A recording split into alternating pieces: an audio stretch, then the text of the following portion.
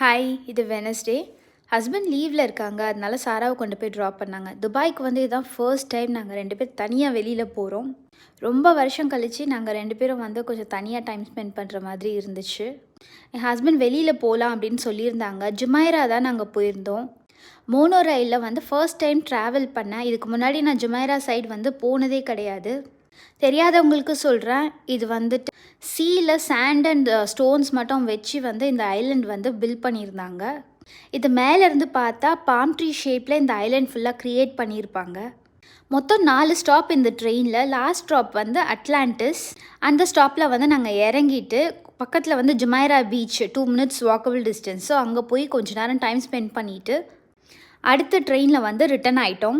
இதோட total cost வந்து 2 பேருக்கு வந்து 60 dirhams ஆச்சு. 1300 rupees. வந்துட்டு வரும்போது என் பொண்ணையும் கூட்டிகிட்டு வந்துட்டு அப்படியே கொஞ்சம் ஸ்நாக்ஸ் சாப்பிட்டுட்டு வீட்டுக்கு ரிட்டன் ஆகிட்டோம்.